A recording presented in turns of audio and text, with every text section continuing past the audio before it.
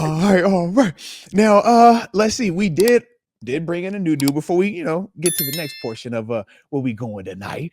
But we did sign a new guy. All right. Yeah. Familiar name also, man. A guy that is already familiar with the AFC North as well, man. But safety Chuck Clark is ultimately who we ended up signing today.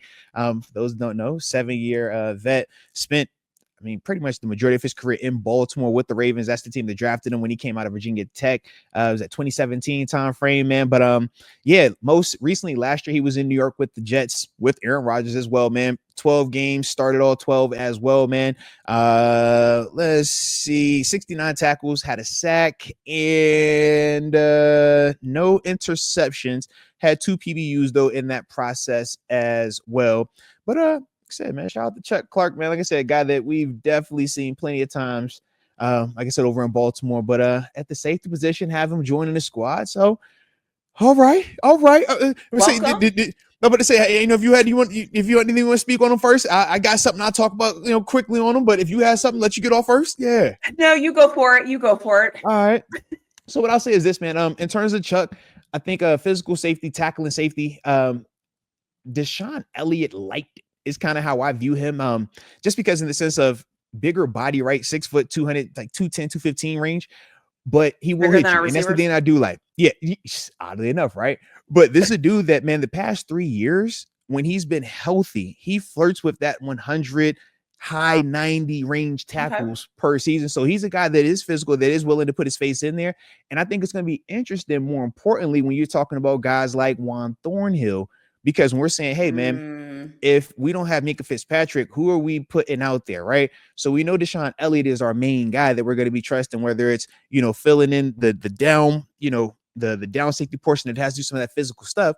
But when we want to put, Elliott back a little bit, let him do some of that coverage things that we saw him have success doing last year. This is the other part where that new competition is, okay, it's not just Juan Thornhill. We're going to have somebody else in this mix as well, man, that can push him, that also for injury purposes, if Juan, who has had some injury history throughout his career, you got another guy in here that you feel confident can at least come in here and play and give you some high-level production. Like I said, it's not world beater, but he's a starter. And that's the one thing I wanted to hit home with him. Like, going back to 2019, this dude has been a double-digit starter. Started 12 games in 19, 16 games in 20, 16 games in 21, 17 games in 22, tore the ACL in 23, but then started, like I said, 12 games last year as well. So when we're just looking at that type of pedigree, that type of, you're constantly out there, and it's not like you're playing for a scrub team. You're in Baltimore with the Ravens. Y'all suck, but we still respect you. You know what I mean? So it's like, with that, I look at that and I say, man, that's a quality piece you're bringing in here, man, veteran piece. And I think that as a whole, that should be just another added benefit, another added tool for my man Terrell Austin, man. Yeah. Yeah. And he needs to step up too.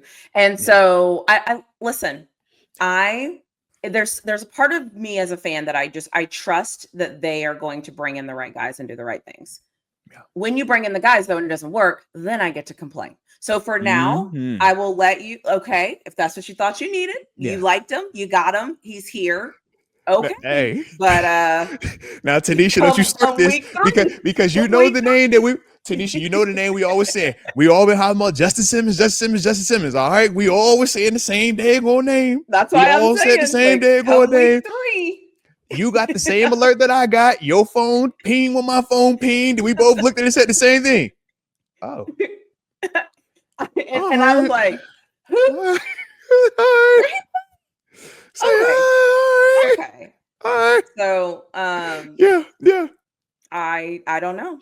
Again, you know, like I always say, right? I'm in this relationship with the Steelers, and I don't have to like everything you do. I don't have to like everything, right? You get to be yourself in this relationship, Pittsburgh. Be yourself. However, if it doesn't work out, I will have some thoughts. Yeah.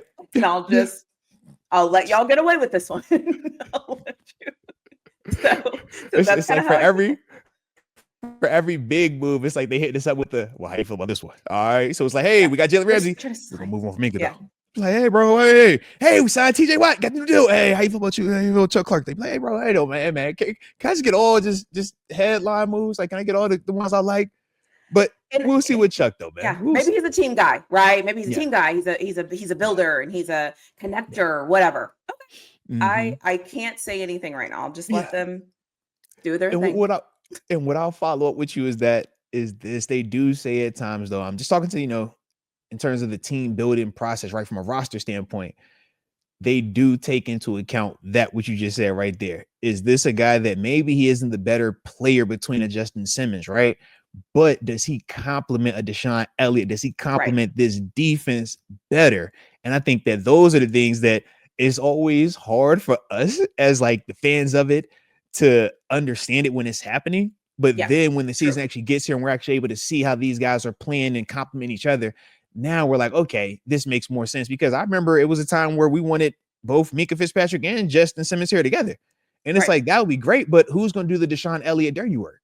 Right. And if Right. you got two Deshaun Elliott's, who's going to do the Minka Fitzpatrick sexy work? True. True. And that's the thing where when we're just talking about like the people that we're bringing in and, why we do what we do, that's some of the stuff that, they're internally thinking about and processing through. So just to give a little bit of the context, but we are Yeah. going to see because, yeah, I was with you that name. I was like, man, I'm I familiar don't with have the anything. name. I know the name, but like, are you sure? Yeah. You sure Well, and going on? listen, maybe, right? Maybe that's the guy Yeah. we needed to get for the moment, for right Mhm. now, because we're trying to get a wide receiver too. So we're kind of like, if we had to Come on pick, now. Come on now. right? So Yeah. I'm trying. I see. I see I'm what you're giving doing the there. I benefit see of what you're the doing doubt. there. I like how you're doing it. I see what you're doing there. Yeah. So yeah, that's what we're Let's thinking about. go. So Let's go. yeah. Hey, well, y'all already know the drill. Don't forget to hit that like button and subscribe on both channels. One time for the culture. If you know, you know.